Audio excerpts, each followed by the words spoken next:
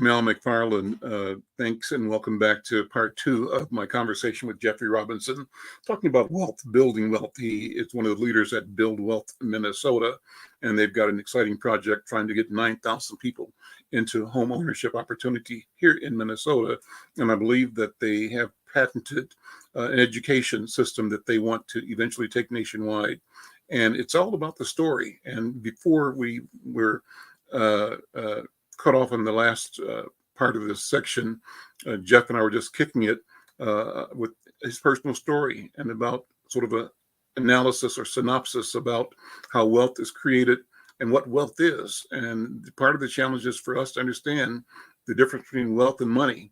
Wealth is something bigger, and that we should recognize that we have wealth and have had wealth, and it's wealth that brought us through the most horrific of living circumstances, even when we were through ancestors enslaved. Jeffrey, come on back in here, and I thank you so much for taking the time. This is like a master class you're walking us through, just the picture and how we recognize that in us is everything that we need, right? And that includes the wisdom, the knowledge, the suffering, and the victories of all those that preceded us that got us to this far. And the challenge then, not challenge, but the work now is to make sure that we each understand what our role is right now and how we get to be.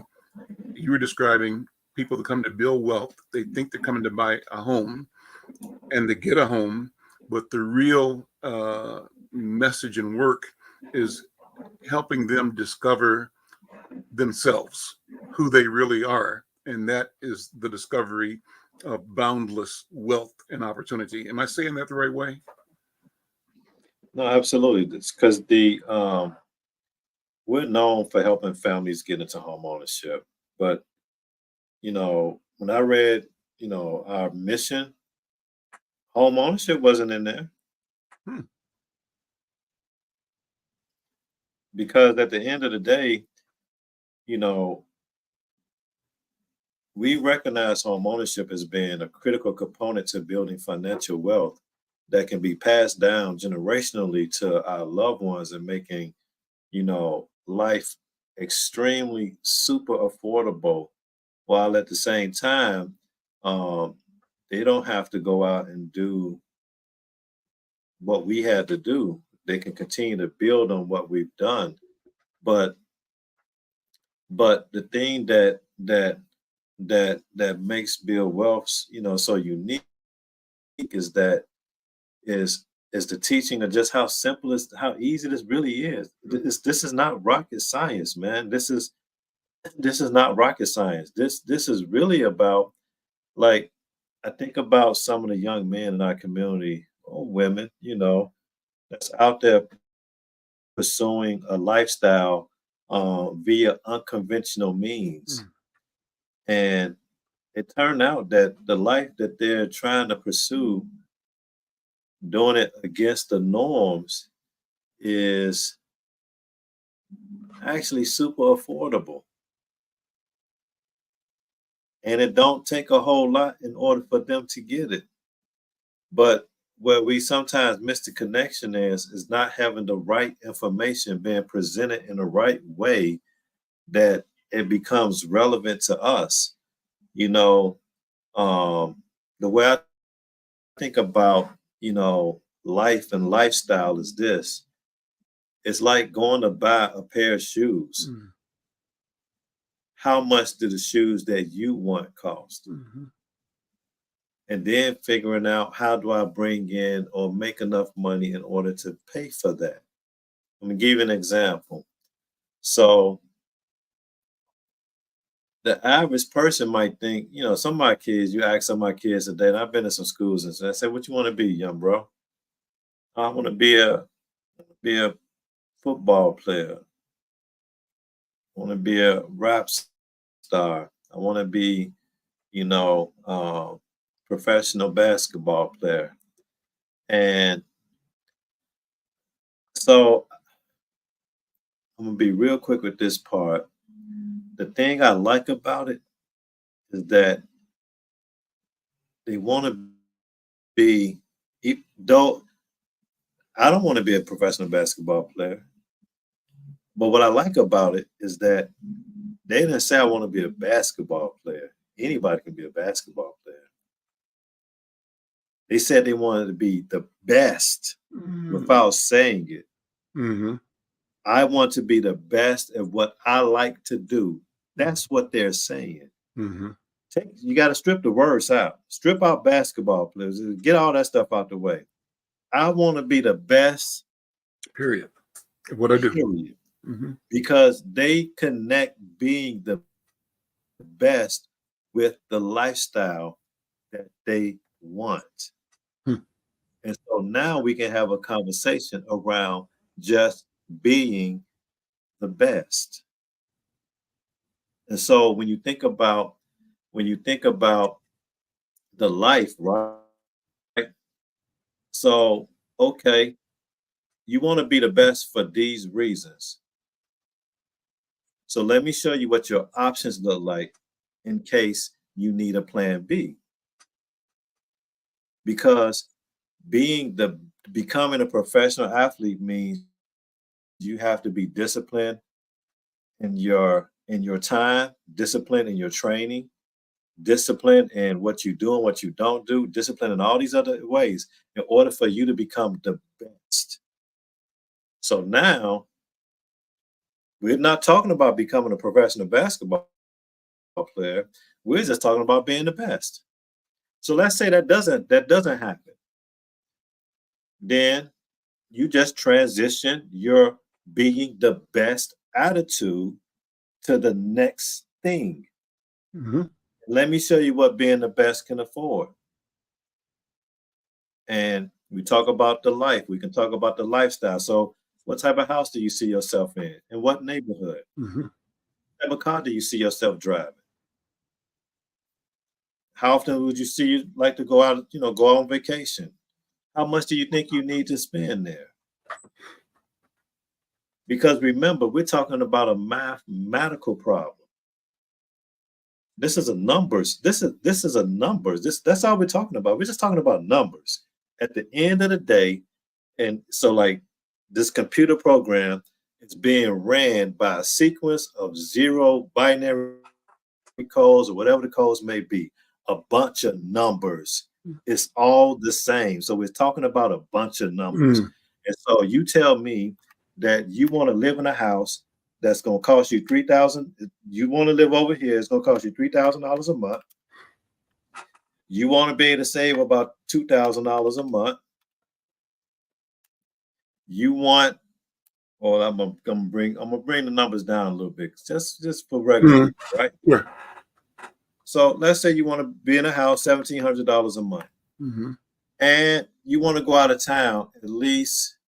You want to go on vacation, it's gonna cost you about $5,000 to go on vacation.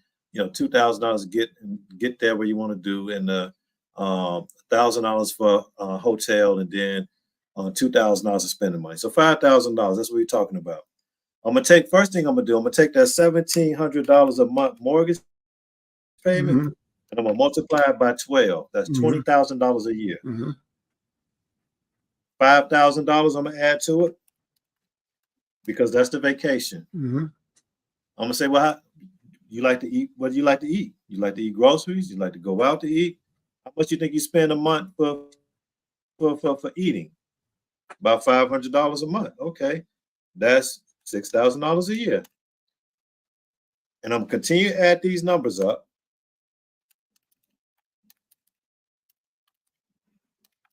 And at the end of the day, I'm gonna come up with a whole number that represents your salary. And I'm gonna turn around and I'm gonna divide that number, and I'm gonna say, okay, based on what you're telling me, if you work a regular job that's 2,080 hours a year, we need to find you a career that pays $24 an hour. That's what we need to do. Numbers right now. Or we need to find you a career that pays this amount. So what are you doing right now? How much does it pay you? and what's the maximum that you can earn on that job, just doing what you do right now, without going up or going down. Just what is the maximum? And so now we can have a conversation about being the best on that job. Now we can have a conversation about being the best in that field, because it's just understanding that this stuff is the same. It's simple. It's very simple. Everything that you learn in kindergarten, third grade, is all you need in order for you to survive, and to really survive. And let's not talk about surviving, to thrive. That's all you really need to know. Is that if you're aspiring to be the best at whatever you do, I don't care what it is, you're going to be successful, because excellency has its rewards, and its rewards are great. Excellency has its rewards, man, and its rewards are great. Al, you point out a picture of your great grandmother who was a slave that you had an opportunity to have a conversation with. Right there behind me there. Tell you about that. So this is her name was Lizzie Sponge Harrison, and she was born in 1864, I think, or 63. And when she was born, she was the property of other human beings. And just to say that gives me a chill, and also makes me angry, number one. But I also feel blessed and fortunate in that there's another picture I have downstairs where it's me sitting on the floor at her knees, right? She and my mother and her mother and some aunts and uncles are all sitting on the divan, and me and my cousins are all sitting on the floor cross-legged for this family type picture in the house of the patriarch of the family, who was one of my aunt's husbands, Mr. Powell. And I remember that once when I would visit to Mississippi at 3 and 4 years old, one time walking with her, I'm not sure what we were doing, but went to a shed, and the shed had a number 5 drum full of cotton, and the cotton was flowing over the top. And I was a kid. I looked up at it, and I reached my hand up to touch this fluffy cotton, like cotton candy, and she went whack 'em across my knuckles with a spoon that she had in her hand, and said, "Boy, don't you put your hand in that cotton. You don't know what's under there. You don't know." And so I remember that, number one, but what I remember about it is that here's a person who loved me, who I spoke to me, who cared for me.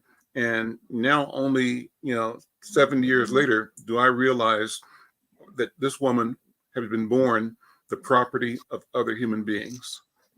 And that's why when you tell me your story just off the plantation, that's all of our story. We're all a generation or 2 or 3 off the plantation and out of an experience. But you've also said something different about even that horrific situation, that there was something in us where we still found joy, and we still found the ability to create a story between us and among us that sustained us and kept us motivated to keep living and to keep moving and, pressing towards higher ground, right? We had the language primarily through the spirituals and the songs in the church that let us, gave us keys to living that shielded us somewhat from the horror of our condition, and that allowed us to thrive even in spite of, in a certain way. And it's what you call thriving. Are you doing what the slave owner is doing? Is that thriving? No, we're not doing that. But we have relationships, right? And we have this responsibility for caring and bringing new life forward and managing that life and launching that life into an opportunity that's called the future. And that in itself is wealth. So that's why I love this conversation, man. But exactly, we have come a way, but I know that we are destined as a community and as a people to continue to demonstrate, the power and the presence of, the will of the Creator is what I say, that we live bountiful, responsible, ethical lives that at the end of the day, we are the demonstration of what it means to be excellent human beings, and not Yeah. anything that somebody outside has tried to devalue and diminish us with. What do you think? You know, and that's what and that's and that's what, like, you think about when we think about our core program is called the Family Stabilization Plan, the plan to stabilize our families, because that's number one. And stabilize our relationships, getting that true wealth back passed down, that wealth that says that the Robinsons don't do that. Mm-hmm. Because, you know, and this is me adding to it, is that for me, I recognize that I'm the fruit of my ancestors' dreams. Mm-hmm. I'm Mm-hmm. the seed of it. But Mm-hmm. now it's time for me to become. I want to live. I don't. I know that I was birthed out of that, but now I want to live the life that they dreamed that somebody down the line would once live. Mm-hmm. That's the life that I want. Mm-hmm. And it's still my life, but it's a great life. It's a good life. It's a life where I don't necessarily get to do whatever I want to do. I don't want to do everything. So no, it's a life that I get to do what I want to do, but I don't want to do everything. I don't need to own everything. I don't need to go everywhere, but I do want to enjoy it. And so when I think about Build Wealth and our curriculum and our whole programming, it's really about just getting people back to a place where, you know, where now it's time to, like, let's really just go after the life that you want. Mm-hmm. What's that thing you've been thinking about? What you've been dreaming about? Are you just here for home ownership? If you just here for home ownership, that's cool too. But Mm-hmm. don't. Why would you go into a store that somebody says you have access to everything in the store aisle, Mm-hmm. and you don't even grab the grocery cart? You just go and grab one little thing off the shelf Right. and come back and say, "I got what I need." Why would you? Who would do that? Right. Right. Yeah. So the things that we believe that's necessary for helping families get into getting the life that they really want, the knowledge, the support as far as the one-on-one coaching, the access to financial products and resources, and then the alignment with the connecting people to the things that we do not do. We work hard at doing it. I mean, we work hard at developing resources. Build Wealth, we have our own lending product. We have a first mortgage to help 9,000 Black families get into home ownership. We manage a number of different down payment assistance programs as well as our own. We have credit builder products to help families who need a little bit extra help building up their credit to get the journey started. We have a match savings credit builder product. It's not big. It's something small, like $300. You pay on a loan for $300 over the course of 12 months. At the end of that 12 months, the successful payments, we match it with $300. So that's one of the things that we do. And we're not a bank, but we are a lender. And but these tools that we've created is so that we can make access. We can make access with we can make it accessible. So because sometimes, when you start this journey, if the step is too high, if the first step is too high, that person might walk away. Mm-hmm. But I just need to get the ball rolling a little bit. That's Mm-hmm. all. Just a little bit. Because winning is addictive. Winning is addictive. And It don't take a big win. It only take a very small win. Because now I got something to remind me That's of right. who I am. Here we A go. winner, Yep. a champion, a person who goes out, fights the beast, and conquers it. Mm. You know what I'm saying? And now we plot a path. When I talk to people about credit, you know how I describe it? I tell them there's some giants on your credit report that we're gonna have to go and kill Mm-hmm. with extreme prejudice. Mm-hmm. Because to get the life that you want is gonna require us to do some things that we probably hadn't done before or done in a long time. Mm-hmm. So get ready, because now nobody gets to the promised land without a fight. Everybody got some giants out there. And when you start walking down this road to really getting at the life that you pursue, that you see for yourself, everything is going to come up.